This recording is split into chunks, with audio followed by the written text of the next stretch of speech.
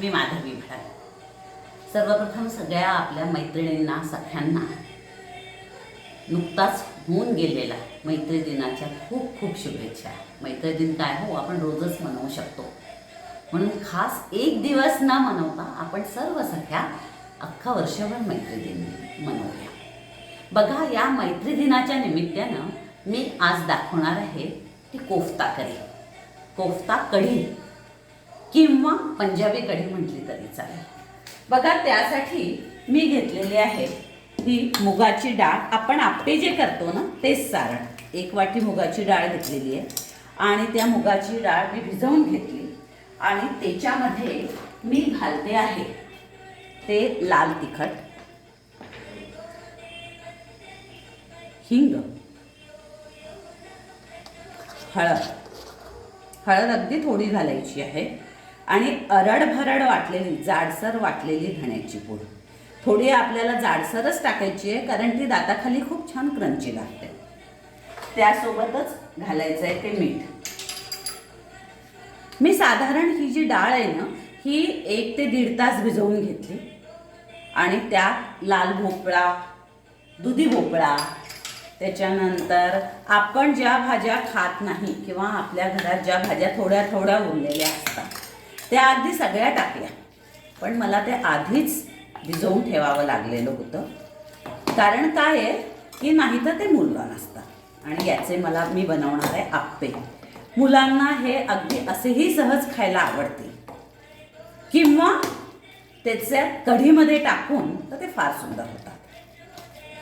बघा, जनरली आपण आप्पे जे करतो ते आपण सगळ्या डाळी मिक्स घालून करतो, पण आयुर्वेदात असं म्हणतात की 2-3 डाळी एकत्र करू नये, कारण प्रत्येक डाळ पचण्यासाठी वेगळा एक व्हॉल्यूम किंवा वेगळी वेळ लिव्हरला लागते. आणि म्हणूनच मी फक्त मुगाची डाळ घेतलेली आहे. सध्या पाण्या पावसाचे दिवस आहे आणि शिवाय आपल्याला हे लक्षात येईल की सगळं पचायला हलकं असं असलं पाहिजे, म्हणून मी मुगाची डाळ घेतलेली आहे. आणि त्याच्यात मी सांगितल्या पद्धतीने बऱ्याच वेगवेगळ्या भाज्या घालून 1 ते 1.5 तास मी मुरत ठेवलं. शिवाय त्याच्यात मी 1 मूठभर पोहे पण घातलेले आहेत. पोहे याच्यासाठी घातलेले आहेत की छान फुलतं आणि हलकं पण होतं. बरेच जण त्याच्यामध्ये बेकिंग पावडर, सोडा वगैरे घालतात, पण पोहे घालून बघा, जाडे पोह्यांनी एकदम छानपणे फुलून येतं. आता हे आप्पे मी याच्यात घालते आणि पुढची प्रोसेस दाखवते. सगळे आप्पे मी टाकून घेतलेले आहे. आता ते शिजेपर्यंत आपण करणार आहोत ती कढी. कढी म्हटलं की बहुतेक महाराष्ट्रीयन लोक, आपण सर्व लोक थोडी पातळसर करतो, पण आपल्याला जी कढी करायची आहे आता ती पंजाबी स्टाईलची करायची आहे. थोडी घट्ट, दही जास्त, पाणी कमी आणि बेसन पण. तर आता ह्या पंजाबी कढीसाठी मी साधारणपणे 1-2 बाउल दही घेते आहे. दही आपल्या मनाने घ्यायचं, म्हणजे आपल्या आवडीनुसार घ्यायचं आहे, पण कढी ही थोडीशी आंबटसर असावी, त्याच्यामध्ये पाणी अत्यंत कमी घालायचं आहे. तर बघा, मी 2 बाउल दही घेतलेला आहे.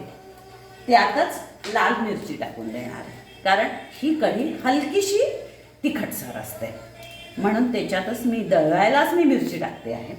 साधारण 1 ते 1.5 मिरची मी घातली. लालच मिरची घालायची आहे, हिरवी नाही. त्यानंतर आल्याचे हे आणि बेसन पण त्याच्यातच घालायचं. सगळा छान घोळ किंवा बॅटर आपल्याला तयार करून घ्यायचं आहे. बेसन जनरली आपण 1 ते 1.5 चमचा लावतो, पण त्याच्या दुप्पट आपल्याला बेसन याच्यात घालायचं आहे. आता हे मी मिक्सरमधनं छान दळून घेणार आहे. त्यासोबतच त्याच्यामध्ये घालते आहे ते जिरं. अशा प्रकारे घट्टसर असं छान बॅटर त्याचं तयार होतं. पंजाबी कढी ही थोडी घट्टच असते, पण आपण आपल्या पद्धतीनं त्याला पाणी घालून कमी जास्त सहज करता येतं. आणि आपला पदार्थ असतो तो नॉन ऑइली, म्हणून मी फक्त जिरं घातलेलं आहे फोडण्यासाठी म्हणून. जनरली कढीमध्ये हळद घालत नाही, पण आपण मात्र या कढीमध्ये हळद घालणार आहोत. 1-अर्धा चमचा किंवा थोडासा हलका पिवळा रंग यायला म्हणून आपण हळद घालणार आहोत. त्यानंतर त्याच्यात घालणार आहे तो हिंग.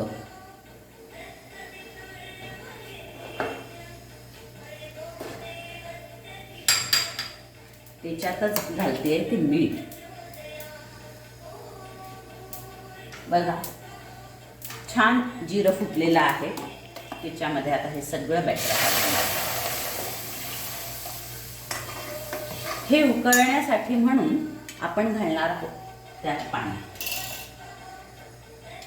दह्याचीच बरणी होती. हे सगळं पाणी घातलं.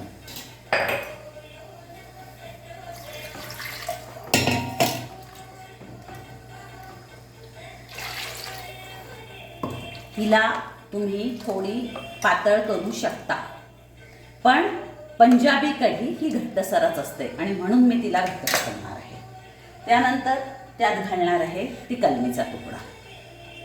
कलमीने मी अनेक वेळा सांगितलेलं आहे की BMR हाय होतो, बेसिक मेटाबॉलिक रेट, तो आपल्याला घालणं गरजेचं आहे. स्टारफुल अगदी छोटासा घातलेला आहे. एक खडी विलायची, त्यानंतर मिरे आणि लवंग हे सगळं घालून त्याला एक उकळी येते तोपर्यंत आपले आप्पे नक्की शिजतात. पद्धतीनं घट्ट अशी कढी करायची आहे. तिला आता छान एक उकळ येते आहे.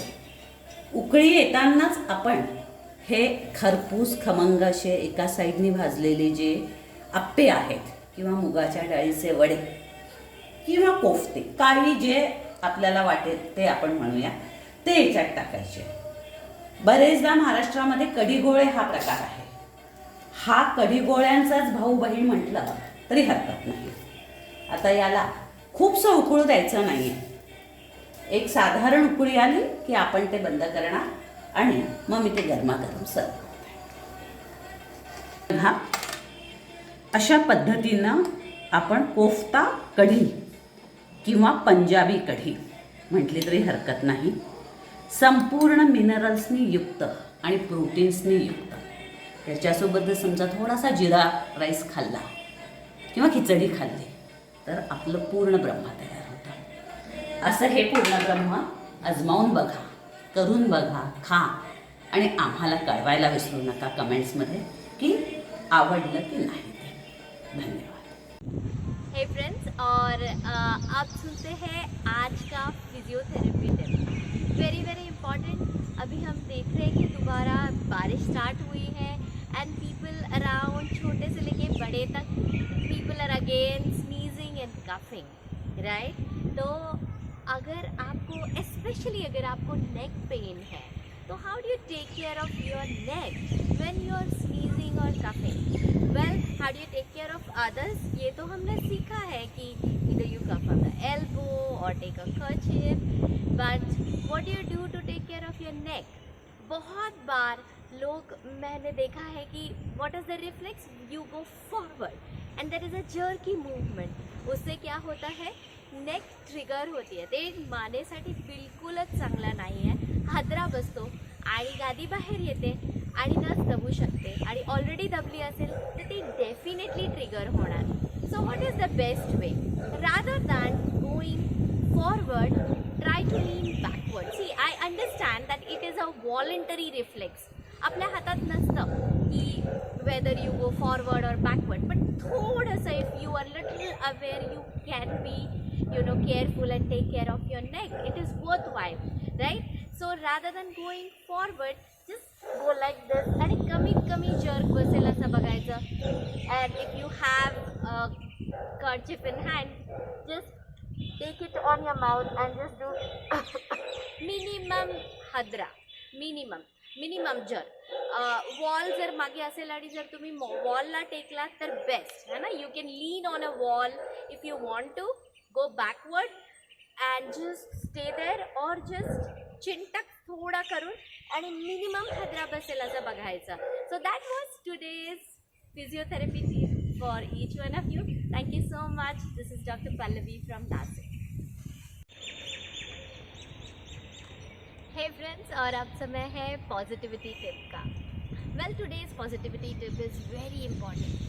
Each one of us is going to experience pain sometime or other in life, right? So make pain your friend. Okay, that's the positivity tip. Pain is just a signal. It's your guide.